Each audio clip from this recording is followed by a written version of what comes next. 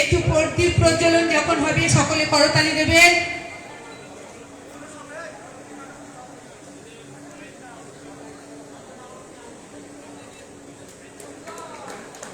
একটু করতালি সকল কাছে অনুরোধ রাখছি। আমাদের প্রদীপ প্রজ্বলনের মধ্য দিয়ে আজকে রক্তদান শিবির অনুষ্ঠান শুরু হলো এবং আজকের আমাদের অনুষ্ঠান শুরু হলো। আমাদের এই অনুষ্ঠানে যিনি আজকের প্রধান অতিথি, পশ্চিমবঙ্গ সরকারের কারিগরি ও শিক্ষা দপ্তরের মন্ত্রী, তাকে সংবর্ধনা দেবেন, পুষ্পস্তবক এবং উত্তরীয় পরিয়ে সংবর্ধনা জ্ঞাপন করবেন অধ্যাপক পরিতোষ বিশ্বাস মহাশয়। অধ্যাপক পরিতোষ বিশ্বাস মহাশয় তিনি পুষ্পস্তবক এবং উত্তরীয় পরিয়ে আমাদের প্রধান অতিথিকে সংবর্ধনা জ্ঞাপন করবেন।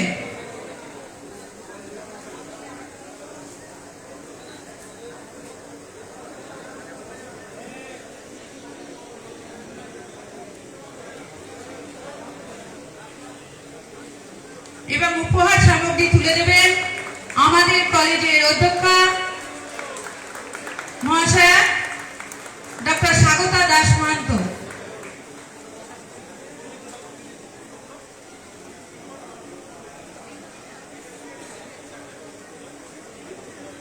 সকলের কাছে অনুরোধ করবে একটু করতালি দিয়ে দেওয়ার জন্য।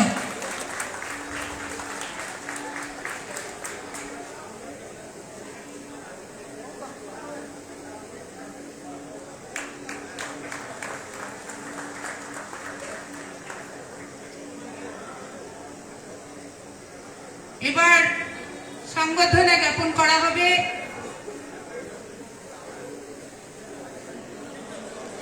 প্রব্রাজিকা বিবেক প্রাণা মাতাজিকে। ওনাকে সংবর্ধনা পুষ্পস্তবক এবং উত্তরীয় পরিয়ে সংবর্ধনা জ্ঞাপন করবেন অধ্যাপিকা স্বাগতা ভদ্র মহাশয়া।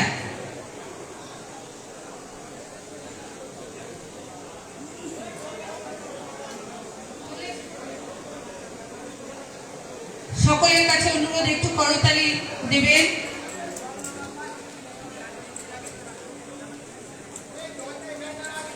আমরা খুব গর্বিত আজকে এরকম অতিথিদের পেয়ে। আমরা চাকদাহ কলেজ থেকে আমরা বিশেষভাবে আজকে খুব গর্বিত বোধ করছি আমাদের মধ্যে এরকম অতিথি পাওয়ার জন্য।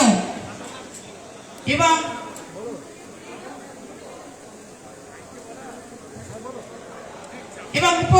উপহার সামগ্রী তুলে দেবেন আমাদের কলেজের প্রিন্সিপাল ডক্টর স্বাগতা দাস মাহাতো মহাশয়া।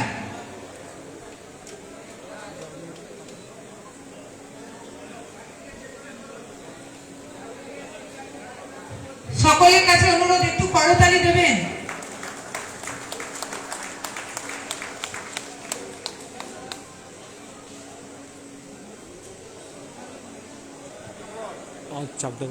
আমাদের মধ্যে উপস্থিত হয়েছে চাকদাহ স্টেট জেনারেল হাসপাতালের সুপারিনটেন্ডেন্ট ডক্টর সম্মানীয় ইন্দ্রাণী ঘোষ মহাশয়।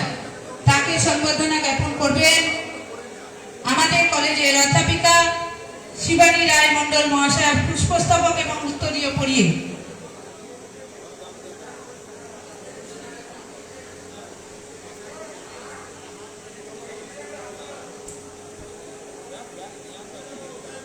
পল্লবটাকে একটু আসতে বলবো।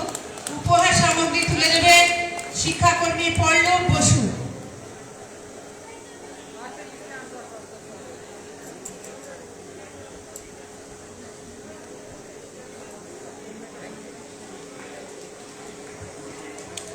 আমাদের মধ্যে আরেকজন ডাক্তার আছেন, ডাক্তার মিতা মজুমদার চাকদাহ হাসপাতালের। তাকে সংবর্ধনা জ্ঞাপন করবেন আমাদের চাকদাহ কলেজের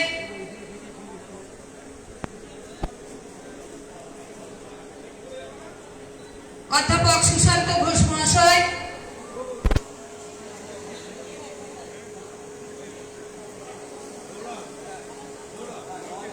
উপহার সামগ্রী তুলে দেবেন অধ্যাপক নিত্য গোপাল বিশ্বাস মহাশয়।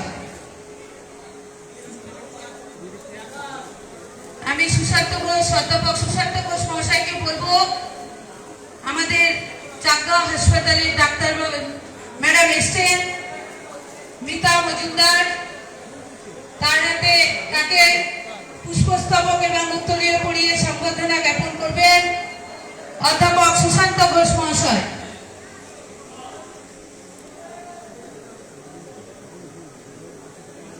এবং উপহার সামগ্রী তুলে দেবেন অধ্যাপক নিত্য গোপাল বিশ্বাস মহাশয়।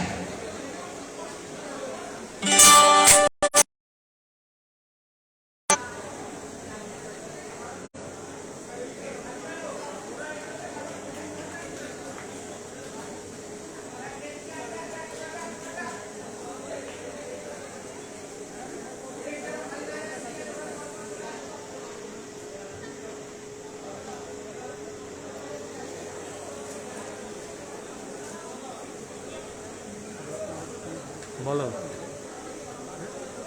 কলেজে কলেজে হ্যাঁ এবারে স্বাগত ভাষণ দেওয়ার জন্য অনুরোধ করব বাংলা বিভাগের অধ্যাপক ডক্টর সিদ্ধার্থ দত্ত। আজ 22 নভেম্বর 2021 চাকদহ কলেজ পা দিল 50 বছর একদিনে। গতদিনে মাননীয় মন্ত্রী উজ্জ্বল বিশ্বাস, কল্যাণী বিশ্ববিদ্যালয়ের উপাচার্য ডক্টর মানস কুমার সান্যাল, কিংবদন্তি সঙ্গীত শিল্পী প্রতুল মুখোপাধ্যায়ের উপস্থিতিতে চাকদহ কলেজের সুবর্ণ জয়ন্তী শুভ সূচনা ঘটেছে। আজকে এই দ্বিতীয় দিনে আমরা আমাদের মধ্যে পেয়েছি সম্মানীয়া মাতাজি রামকৃষ্ণ মা সারদা বিবেকানন্দ আদর্শে দীক্ষিত বিবেক প্রাণাকে। তাকে আমরা পেয়ে ধন্য মনে করছি। পেয়েছি ডক্টর হুমায়ুন কবির, মন্ত্রী পশ্চিমবঙ্গ সরকারের। ডক্টর হুমায়ুন কবির দক্ষ প্রশাসক হিসেবে পূর্ব পরিচিত আমাদের সকলের কাছেই। তার আরেকটি পরিচয় অন্তত বাংলা ভাষার ছাত্র হিসেবে বলতেই হয়, অসাধারণ গল্পকার এবং ঔপন্যাসিক। তার শেষ ধারাবাহিক উপন্যাসটি পাঠকের মনে ভীষণ ভালো লাগা এবং আগ্রহ জাগিয়েছে। তিনি আগামী দিনে এই মন্ত্রিত্বের পাশাপাশি প্রশাসনের দায়িত্বের পাশাপাশি আরও লিখুন, এটা আমরা দাবি করব। পেয়েছি আমাদের নিকটবর্তী চাকদা হসপিটালে ডক্টর ইন্দ্রাণী ঘোষ, সুপারিনটেন্ডেন্ট। পেয়েছি আমরা আরেকজন ডাক্তারকে, এবং তাদেরকে আমরা সম্বর্ধিত করে আমরা নিজেদেরকেই সম্মান বোধ করছি। আজকের দিনে আমাদের দুটি কর্মসূচি, একটি আপনারা সকলেই দেখছেন রক্তদান শিবির, সেই রক্তদান শিবিরের উদ্বোধন হবে। তার সঙ্গে সঙ্গে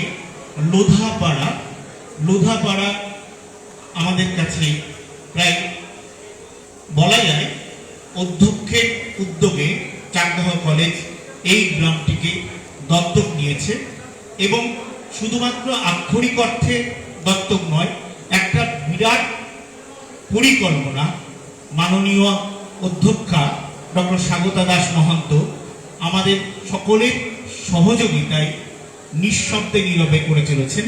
তাদের জীবনযাপনের মান উন্নতি, উৎসব আনন্দে পোশাক বিতরণ এবং এই কোভিড করোনাকালীন পরিস্থিতিতে তাদের খাদ্যের অনেকটা যোগান আমাদের সীমিত ক্ষমতার মধ্যে তিনি ব্যবস্থা করেছেন।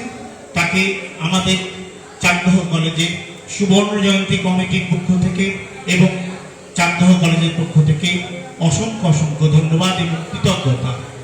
সেই সঙ্গে আজকে সেই সমস্ত লোধাপাড়ার মহিলাদের যাদের স্বাভাবিকভাবে চিকিৎসার সুযোগ ঘটলেও তারা সেখানে পৌঁছাতে পারেন না, আমরা স্বাস্থ্য শিবিরের মাধ্যমে আজকে সেই কাজটি করার চেষ্টা করব আপনাদের সকলের সহযোগিতায়। আবার নতুন করে স্বাগত জানাচ্ছি মঞ্চের বিশিষ্ট অতিথিবর্গকে। আপনাদের পদার্পণে আমাদের কলেজ ধন্য হলো। আগামী দিনে আপনাদের উপস্থিতি আমরা আশা রাখি। নমস্কার, ধন্যবাদ।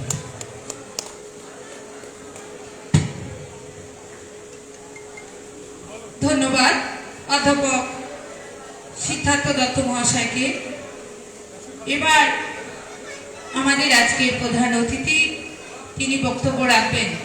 তার আগে আমি ওনার সম্বন্ধে দু একটি কথা বলবো। ডক্টর হুমায়ুন কবির শিক্ষকতা দিয়ে পেশা শুরু করলেও খুব কম সময়ের মধ্যে সিভিল সার্ভিস পরীক্ষা দিয়ে পুলিশ সার্ভিসে যোগদান করেন। পশ্চিম দিনাজপুর, পুরুলিয়া, মুর্শিদাবাদ, উত্তর চব্বিশ পরগনা, হাওড়া, দক্ষিণ চব্বিশ পরগনা ডেপুটি পুলিশ সুপার এবং এসডিপিও হিসাবে কাজ করেছেন। পশ্চিমবঙ্গ ইন্টেলিজেন্স এবং গোয়েন্দা বিভাগেও তিনি অত্যন্ত দক্ষতার সঙ্গে কাজ করেছেন। 2001 থেকে 2002 সালে ডক্টর কবির সংযুক্ত রাষ্ট্রসংঘের হয়ে বসনিয়া হার্জেগোভিনাতে পিস কিপিং বাহিনীতে কাজ করেছেন। বীরভূম, বর্ধমান এবং মুর্শিদাবাদ জেলার পুলিশ সুপারিনটেন্ডেন্ট থাকার পর কলকাতা পুলিশের যুগ্ম কমিশনার এবং গোর্খাল্যান্ড আন্দোলনের সময় দার্জিলিং রেঞ্জের ডিআইজি পদে যুক্ত ছিলেন। চন্দননগরে পুলিশ কমিশনার পদে কর্মরত থাকা অবস্থায় পদত্যাগ করে তিনি রাজনীতিতে যোগদান করেন। বর্তমানে মেদিনীপুরের দেবরার বিধায়ক এবং পশ্চিমবঙ্গ সরকারের কারিগরি শিক্ষা প্রশিক্ষণ এবং দক্ষতা উন্নয়নের দপ্তরের মন্ত্রী। কাজের পাশাপাশি ডক্টর কবির একজন স্বনামধন্য লেখক এবং চলচ্চিত্র পরিচালক। ওনার উল্লেখযোগ্য গ্রন্থগুলির মধ্যে ফাইনাল, গাজী, নোনাঢেউ, উত্তরণ প্রভৃতি উল্লেখযোগ্য। আলিয়া চলচ্চিত্র পরিচালনায় উনি অত্যন্ত দক্ষতার ছাপ রেখেছেন। আমরা ধন্য আজকে ওনার এই আমাদের এই মহতী অনুষ্ঠানে আসবার জন্য। আমরা আবার আগামী দিনেও আমরা আশা রাখবো তিনি যেন আবার আমাদের কলেজে আসেন। এখন আমাদের এই সভার মঞ্চে বক্তব্য রাখবেন অধ্যাপক ছিলেন তিনি আগে, এখন তিনি মন্ত্রী ডক্টর হুমায়ুন কবির মহাশয়। তাকে বক্তব্য রাখবার জন্য অনুরোধ করছি।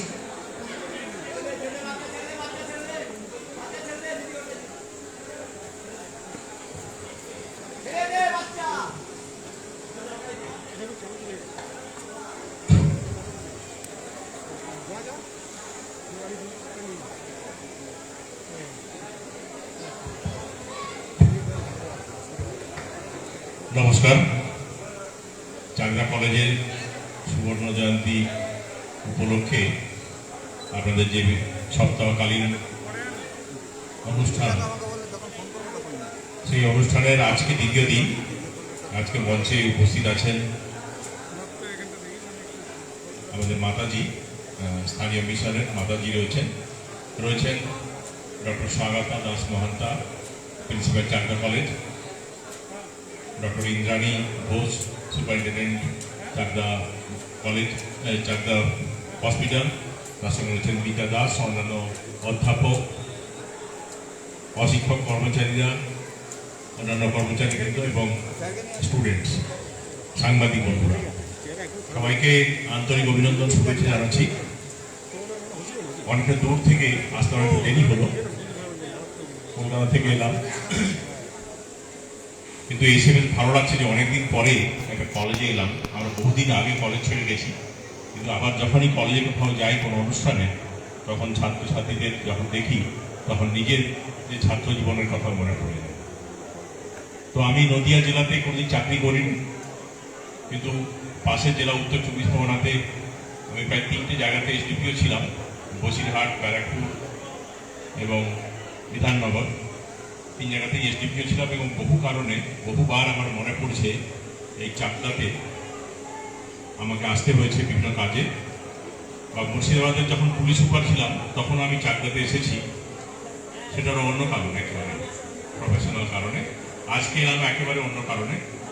তো এসে কলেজে ভালো লাগছে যে এই কলেজে আমি বহুদিন আগে, আমাকে প্রিন্সিপাল ম্যাডাম মনে করালেন যে আমি অনেকদিন আগে যখন এসডিপিও ব্যারাকপুর ছিলাম তখন আমি এসেছিলাম এখানে, পরে চাকদাতে কয়েকবার এসেছি।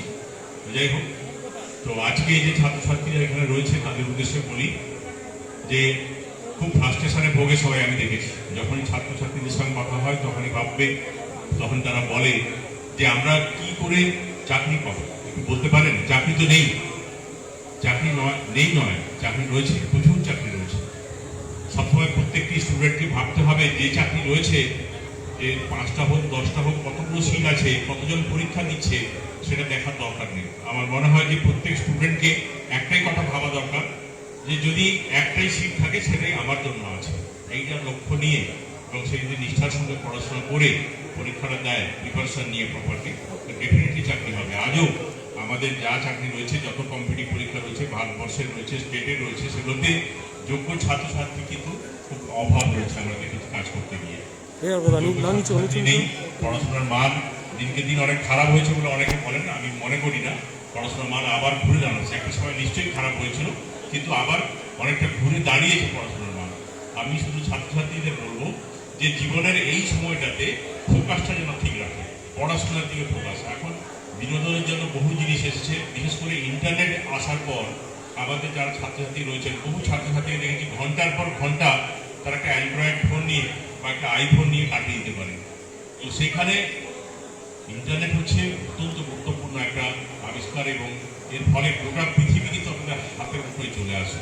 কিন্তু ছাত্রছাত্রীরা কেমনভাবে সেই অন্তর্জালকে বা ইন্টারনেটকে ব্যবহার করবে তার উপরে অনেকখানি নির্ভর করছে। সে শুধু এন্টারটেনমেন্টের জন্য ব্যবহার করছে, সে ফেসবুক, ইনস্টাগ্রাম কিংবা ইউটিউব ব্যবহার করছে, নাকি সে ইন্টারনেটে গিয়ে, গুগলে গিয়ে বা উইকিপিডিয়াতে গিয়ে কিছু নলেজ অ্যাকোয়ার করছে। এটা খুব ইম্পর্টেন্ট। তো আমি সবাইকে বলি যে যতদিন স্টুডেন্ট থাকবে মনে রাখুন যে এখন তোমাদের বয়স হচ্ছে 20, 21, 22, 23, এই বছরের মধ্যেই মোটামুটি কিন্তু নির্দিষ্ট হয়ে যায় যে জীবনের বাকি সময়টা কি করে কাটাবে। বাকি যে 55 বছর 60 বছর যে সময়টা বেঁচে থাকবে, একটা মানুষ সাধারণত আমাদের এখন 80, 82, 85 বছর বাঁচে। মানুষের লাইফ এক্সপেক্টেন্সি যেটা আছে ওটা বেড়েছে, এখন 72 বছর হয়েছে গড় আয়ু। কিন্তু এমনি সাধারণভাবে দেখা গেছে যে একটা মানুষ 80 বছর, 82, 85 বছর বেঁচে থাকে বা তারও বেশি সময় বাঁচে। তো একটা স্টুডেন্ট যার বয়স কিনা এখন 21, 22 বছর বয়স, তার কিন্তু নির্ধারিত হয়ে যাবে যে পরবর্তী যে 60 বছর সে বাঁচবে, 60 বছর, 62 বছর, 65 বছর সে কেমন করে কাটাবে, কোথায় থাকবে, কেমন তার স্ট্যাটাস হবে, কিভাবে সে জীবনযাপন করবে, সেগুলো কিন্তু সব নির্ধারিত হয় এই সময়টা। তাই আমি প্রত্যেক যেখানে যাই, যে স্টুডেন্টদের যখন সুযোগ পাই, একটা কথাই বলি যে ফোকাস করো, নিজের জীবনের লক্ষ্যের দিকে এগিয়ে যাও। যে কি তোমার জীবনের লক্ষ্য, কি চাইছো। আমার এখানে ভ্যাকেন্সি নেই, ওখানে ভ্যাকেন্সি নেই, কোথায় ভ্যাকেন্সি আসার দরকার নেই জানা। তুমি পড়াশোনা ঠিক মতো করো, কোথায় তুমি যেতে চাইছো সেই জায়গাটার লক্ষ্য স্থির রেখে এগিয়ে যাও, তাহলে নিশ্চিতভাবে তুমি সেখানে সাকসেসফুল হবে। আমার কর্মজীবন নিয়ে অনেক কথা অনেকে জিজ্ঞেস করেন, অনেক সময় বিভিন্ন সময় বলি যে আমার সব থেকে এক্সপিরিয়েন্স যেটা আছে, পুলিশের চাকরিতে তো বিভিন্ন ধরনের এক্সপিরিয়েন্স হয়, সেগুলো তো রয়েছেই। তাছাড়াও আমার যে সংযুক্ত রাষ্ট্রসংঘের হয়ে আমি 1 বছরের বেশি সময় বসনিয়া হার্জেগোভিনাতে কাজ করেছিলাম, সেটা আমার কাছে একটা অনন্য সম্পদ, অমূল্য সম্পদ। আজও আমার মনে আছে যে এত ঠান্ডার মধ্যে যেখানে ফেডারেল রিপাবলিক অফ যুগোস্লাভিয়া ভেঙে 7টা টুকরো হলো, তখনকার যে প্রেসিডেন্ট স্লোবোদান মিলোসেভিচ কিভাবে মানুষের উপর অত্যাচার চালিয়েছে, কিভাবে জেনোসাইড হয়েছে, সেটা সারাজেগোতে গিয়ে না পৌঁছলে বা বসনিয়া হার্জেগোভিনাতে যারা যাননি সেই জেনোসাইডের কথা তারা জানেন না। তো এটা নিয়েই আমি একটা উপন্যাস লিখছি, সম্ভবত এই বছর নয়, সামনের বছর এইটা প্রকাশ পাবে, মিশন বসনিয়া। সেখানে আমি দেখেছি যে প্রাকৃতিক সৌন্দর্য, আল্প হিলে, যে আল্প পর্বতমালার এক্সটেনশন রয়েছে বসনিয়াতে, বসনিয়া, সারাজেগো, মেলাসোজো বিচ, তারপরে বিহাজ, মদ্রিচা, এরকম আমি বিভিন্ন জায়গাগুলোতে আমরা কাজ করেছি। কাজ করার সময় দেখেছি যে তাদের প্রাকৃতিক সৌন্দর্য কি অসাধারণ সৌন্দর্য, কিন্তু সেই অসাধারণ সৌন্দর্যের মধ্যেই মানুষের মধ্যে যদি বিদ্বেষ এবং এথনিক ভায়োলেন্স লেগে যায়, সেই এথনিক ভায়োলেন্স কি সাংঘাতিক একটা হতে পারে।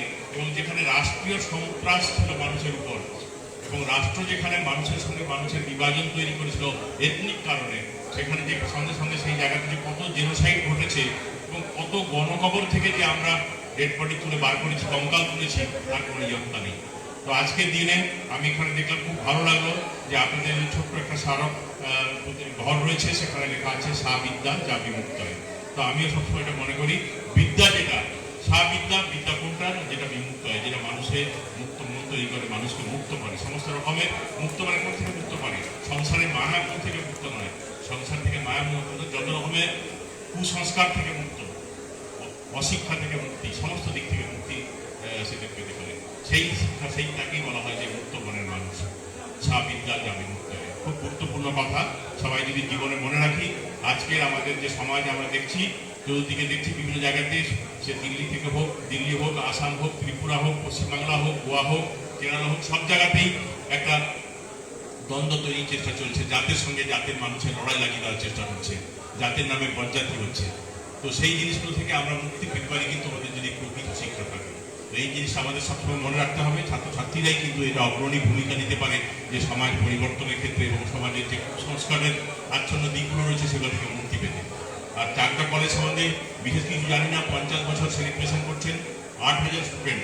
তার মানে এই যে কলেজের প্রতি মানুষের আগ্রহ রয়েছে, এখানে যে তাদের গার্জেনরা তাদের সন্তান সন্ততিদের ভর্তি করছেন, ছেলে মেয়েদের ভর্তি করতে নিয়ে আসছেন, এটাও কিন্তু খুব গৌরবের। এবং এত স্টুডেন্ট যখন রয়েছে, নিশ্চয়ই এখানকার পড়াশোনার মান যথেষ্ট ভালো।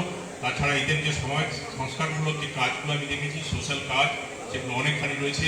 এরা কোভিড পিরিয়ডের মধ্যে অনেকখানি মানুষকে সাহায্যের জন্য হাত বাড়িয়ে দিয়েছেন, অক্সিজেন সাপ্লাই করেছেন, হসপিটাল দিয়েছেন, এবং বহু গ্রামকে এবং বিভিন্ন জায়গাতে মেডিকেল পরিষেবা কীভাবে পৌঁছে দেওয়া যায় এবং অ্যাডপ্ট করেছেন। যে এখানে একটা আজকে আমার সঙ্গে কথা হচ্ছিল আপনাদের প্রিন্সিপাল ম্যাডামের, তিনি বললেন যে সামনেই একটা গোটা গ্রাম রয়েছে, তাকে আমরা অ্যাডপ্ট করছি। তাদের খাওয়া পড়া নয়, কিন্তু তাদের যে তাদের মধ্যে সেন্স অফ হাইজিন ডেভেলপ করা, তাদের ধরন কীভাবে তারা জীবনযাপন করলে একটু ভালো থাকতে পারবে, আর দেয়ার বেটারমেন্ট অফ দেয়ার লাইফস্টাইল, সেটা যেন ওনার চেষ্টা করে যাচ্ছেন। তো এই যে কর্মকাণ্ড নিশ্চয়ই আপনাদের সাকসেস এনে দেবে। ছাত্রছাত্রীদেরও আমি বলবো, যারা এখানে রয়েছে তাদের এখান থেকে অনেক কিছু শিক্ষা পেয়েছে। আমি কারিগরি শিক্ষা প্রশিক্ষণ এবং দক্ষতা উন্নয়ন দপ্তরের মন্ত্রী। আমি একটা কথা বলি যে সামনে যে ভারতবর্ষ আসছে, যে চেঞ্জেস আসছে এডুকেশনাল পলিসিতে, ন্যাশনাল এডুকেশন পলিসি বলুন, আমাদের স্টেটের পলিসি বলুন, প্রত্যেক জায়গায় কিন্তু এডুকেশনের যে আমাদের টেকনিক্যাল এডুকেশনের কিন্তু গুরুত্ব খুব বাড়ছে। যে ইঞ্জিনিয়ারিং থেকে হোক, সেটা মেডিকেল হোক, বা সেটা ডিপ্লোমা কোর্সের ইঞ্জিনিয়ারিং হোক, কিংবা আইটিআই হোক, কিংবা ভোকেশনাল কোর্সের হোক, তার গুরুত্ব কিন্তু বাড়ছে। হাতে কলমে কাজ শিখে এবং তার সঙ্গে বিদ্যা যোগ হয়ে যে মানুষের যে নলেজটাকে অনেক বেশি বাড়িয়ে দেয়, তার নিয়ে কোনো সন্দেহ নেই। মানুষের কিন্তু সবসময় আমরা বলি যে পরিবর্তনশীল যুগের সঙ্গে খাপ খাওয়াতে গেলে স্কিলটাকে পরিবর্তন করা দরকার আছে। সেজন্য রিস্কিলিং এবং স্কিল ডেভেলপমেন্ট হচ্ছে কিন্তু ফিউচারের যে শিক্ষা ব্যবস্থাকে অনেকখানি প্রভাবিত করবে। আমি সেই শিক্ষা দপ্তরের মন্ত্রী, যে কারিগরি শিক্ষা দপ্তর, আমি সবসময় মনে করি যে এই স্কিল ডেভেলপমেন্ট এবং রিস্কিলের মাধ্যমে কিন্তু আমাদের পৃথিবী কিন্তু এগিয়ে যাবে। সামনের বছরগুলোতে শিক্ষা ব্যবস্থায় আমূল পরিবর্তন আসবে। তো যাই হোক, আজকে আমি এখানে রক্তদান একটা শিবির হচ্ছে। আমরা সবাই জানি যে রক্ত মানুষের নিত্য প্রয়োজনীয় জিনিসের মতোই, কারণ বহু যত অপারেশন আছে, সব অপারেশন, বেশিরভাগ অপারেশনের ক্ষেত্রেই আমাদের রক্তের প্রয়োজনীয়তা থাকে। রোড অ্যাক্সিডেন্টে রক্তের প্রয়োজন হয়। তাছাড়া থ্যালাসেমিয়া রোগী যারা রয়েছেন, থ্যালাসেমিয়া রোগীদের নিয়মিতভাবে রক্ত দিতে হয়, কারণ তারা হিমোগ্লোবিন তৈরি করতে পারে না, তাদের জেনেটিক ফল্টের জন্য।